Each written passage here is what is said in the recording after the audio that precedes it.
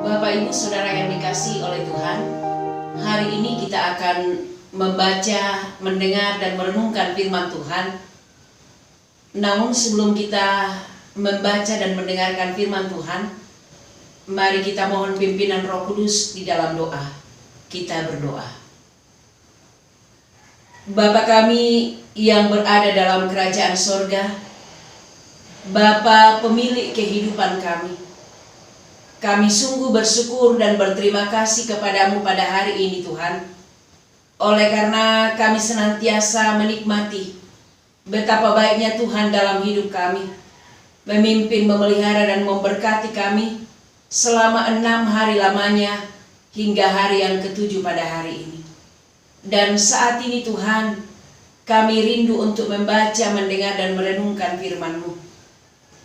Urapilah kami dengan kuat kuasa Roh Kudus-Mu, supaya kami boleh mengerti apa kata firman-Mu dalam hidup kami.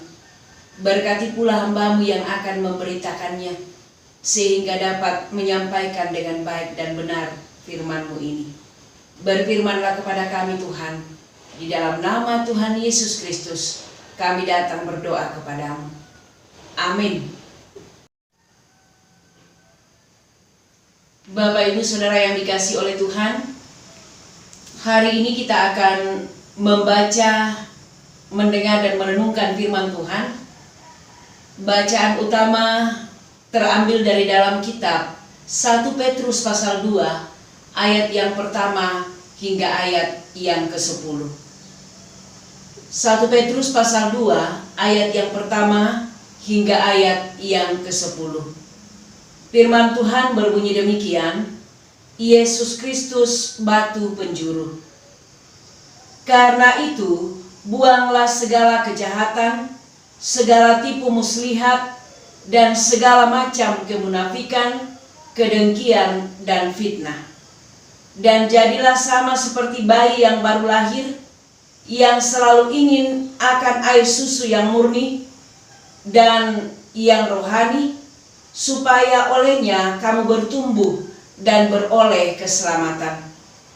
Jika kamu benar-benar telah mengecap kebaikan Tuhan, dan datanglah kepadanya, batu yang hidup itu, yang memang dibuang oleh manusia, tetapi yang dipilih dan dihormat di hadirat Allah. Dan biarlah kamu juga dipergunakan sebagai batu hidup untuk pembangunan suatu rumah rohani, bagi suatu imamat kudus, untuk mempersembahkan persembahan rohani yang karena Yesus Kristus berkenaan kepada Allah. Sebab ada tertulis dalam kitab suci, sesungguhnya aku meletakkan di Sion sebuah batu yang terpilih, sebuah batu penjuru yang mahal, dan siapa yang percaya kepadanya tidak akan dipermalukan. Karena itu, bagi kamu yang percaya, ia mahal, tetapi bagi mereka yang tidak percaya, batu yang telah dibuang oleh tukang-tukang bangunan telah menjadi batu penjuru, juga telah menjadi batu sentuhan dan suatu batu sandungan. Mereka tersandung padanya karena mereka tidak taat kepada firman Allah, dan untuk itu mereka juga telah disediakan.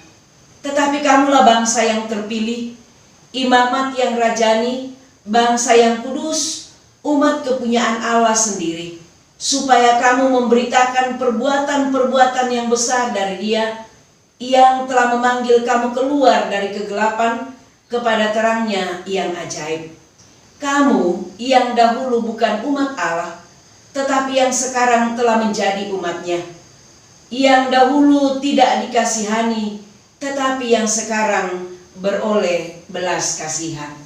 Demikianlah firman Tuhan. Amin.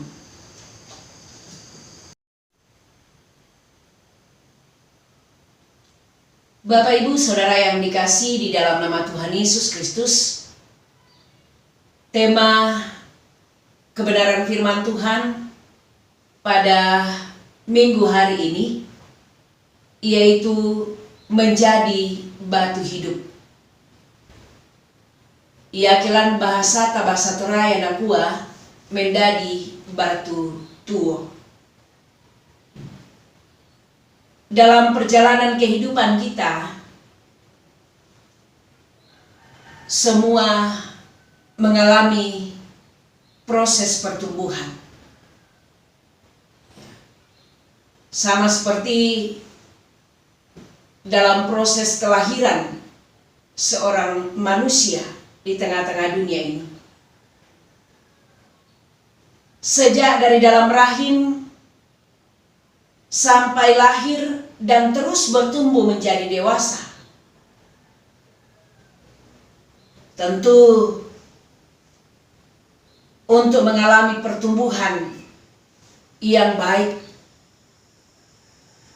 maka ibu berusaha mengkonsumsi makanan yang bergizi agar janin yang ada dalam kandungannya itu dapat bertumbuh dengan baik dan juga sehat. Bahkan ketika bayi itu lahir, seorang ibu akan memberikan air susu yang murni, yaitu ASI, dan akhirnya bayi itu dapat bertumbuh menjadi sehat dan kuat. Pembacaan kita pada pagi hari ini, di mana Rasul Petrus mengajarkan kepada jemaat Tuhan yang tersebar di beberapa daerah perantauan. Rasul Petrus mengajarkan bagaimana gambaran kehidupan Kristen yang mengalami proses bertumbuh. Tentu pertumbuhan yang dimaksudkan oleh Rasul Petrus di sini adalah pertumbuhan rohani, pertumbuhan iman, kepercayaan yang sungguh kepada Yesus Kristus. Di dalam Alkitab jelas dalam bacaan kita tadi ada beberapa hal penting yang harus dilakukan, yang diajarkan oleh Rasul Petrus dari firman Tuhan ini dalam rangka proses pertumbuhan rohani. Antara lain, pertama, membuang segala kejahatan, segala tipu muslihat, segala kemunafikan, kedengkian, dan juga fitnah. Jika dapat membuang segala kejahatan ini, maka itu adalah awal proses kelahiran baru. Hal yang kedua, menjadi seperti bayi yang baru lahir. Kelahiran baru mesti diberikan dengan gizi yang baik agar bisa bertumbuh menjadi sehat dan kuat. Demikian juga sebagai orang Kristen yang lahir baru selalu membutuhkan air susu yang murni dan yang rohani, yaitu firman Tuhan. Hal yang ketiga, orang yang bertumbuh harus selalu datang kepada Yesus sebagai batu penjuru. Batu penjuru adalah batu penunjuk arah bagaimana untuk melakukan sebuah pembangunan hidup rohani kita. Dan kita yang percaya kepadanya serta bertumbuh di dalam firman-Nya, maka tentu kita akan menjadi batu-batu yang hidup. Hal yang keempat, bersedia digunakan sebagai batu hidup untuk pembangunan rumah rohani. Rumah rohani adalah persekutuan jemaat, imamat am orang percaya dalam rangka mempersembahkan persembahan rohani. Bapak Ibu Saudara yang dikasihi di dalam nama Tuhan Yesus Kristus, sebagai batu yang hidup. Tuhan Yesus mengalami dua sisi yang berbeda. Dalam bacaan kita jelas dikatakan bahwa Yesus yang dibuang oleh manusia, namun dipilih dan dihormati di hadirat Allah. Jika kita mengaku sebagai orang Kristen, maka kita wajib hidup seperti Kristus, yakni meneladani hidupnya. Maka kita pun menjadi seperti batu yang hidup, sama seperti Tuhan Yesus. Dalam pembangunan rumah rohani, kita perlu memandang Tuhan Yesus sebagai batu penjuru yang mahal. Batu yang dapat menjadi patokan, memberi arah bagaimana suatu bangunan itu dapat dibangun. Batu yang penting menopang batu-batu yang ada di atasnya. Menjadi batu penjuru, yakni menjadikan setiap karunia Tuhan bagi diri kita dalam rangka melayani Tuhan. Karena itu Bapak Ibu Saudara yang dikasihi di dalam nama Tuhan Yesus Kristus, Tuhan Yesus yang adalah batu penjuru yang mahal bagi orang percaya. Ketika kita datang kepada Yesus dan membiarkan diri dan hidup kita dibentuk olehnya, maka Ia akan meletakkan kita di atas dirinya. Hidup kita tidak akan dipermalukan. Dan sebaliknya, hidup kita akan menjadi berkat bagi banyak orang, khususnya bagi mereka yang belum percaya kepada Yesus. Bapak Ibu Saudara yang dikasihi di dalam nama Tuhan Yesus Kristus, kalau kita melihat dan menikmati, ada satu lagu dalam Kidung Jemaat 252 yang berjudul Batu Penjuru Gereja. Maka sesungguhnya makna dari lagu itu adalah untuk membuat bangunan supaya kuat, supaya kokoh dan tahan goncangan, maka perlu pondasi yang kuat pula. Sebab pondasi menjadi penyangga utama sebuah bangunan. Makin kokoh pondasinya, maka makin kokoh pula bangunan tersebut. Demikian juga dalam kehidupan kita sebagai pengikut-pengikut Tuhan.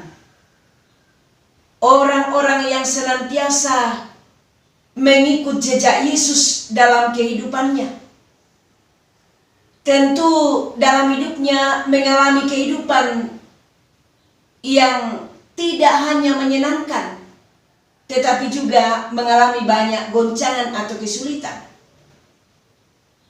Tetapi tempat kita untuk menjadikan kehidupan kita menjadi kuat ketika kita memandang kepada batu penjuru gereja, yaitu Yesus Kristus. Dia yang juga mengalami penderitaan, tetapi menerima kemuliaan bukan secara cuma-cuma, tetapi didapat dengan jerih payah yang sangat melelahkan dan berbagai penderitaan sampai pada penyaliban. Keyakinan hati yang teguh yang dialami Yesus dalam setiap rencana Allah itu benar-benar terjawab dalam kehidupan Yesus, dan itu juga nyata dalam kehidupan kita sebagai pengikut-pengikut Yesus. Oleh karena itu, mari kita memiliki dasar yang kuat sehingga kita mampu melewati setiap proses pertumbuhan iman kita kepada Yesus Kristus di tengah-tengah dunia ini. Marilah dalam seluruh karya kehidupan kita senantiasa menunjukkan jati diri kita sebagai seorang Kristen yang benar-benar telah lahir baru dan bertumbuh serta menjadi batu hidup. Datanglah dan serahkanlah seluruh diri dan hidup kita kepada Kristus. Dan biarlah Dia menjadikan kita sebagai batu-batu hidup untuk membangun kehidupan bersama, baik itu di dalam keluarga, gereja, dan masyarakat. Kehidupan menjadi batu-batu yang hidup bagi diri kita di tengah-tengah dunia ini tentu menjalani proses. Ada banyak tantangan yang kita alami, tetapi biarlah tantangan itu kita perhadapkan kepada batu penjuru, yaitu Yesus Kristus, dan kita dipakainya untuk menjadi batu-batu hidup, batu-batu yang dapat memberikan keteguhan iman, batu-batu yang dapat memancarkan kebenaran Tuhan, dan juga menikmati setiap berkat-berkat Tuhan di tengah-tengah kehidupan keluarga, gereja, dan masyarakat.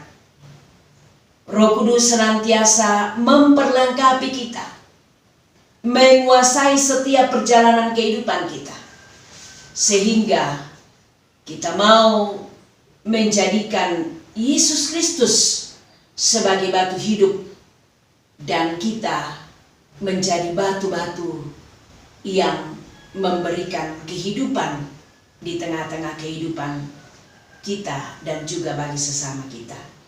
Terpujilah nama Tuhan. Amin.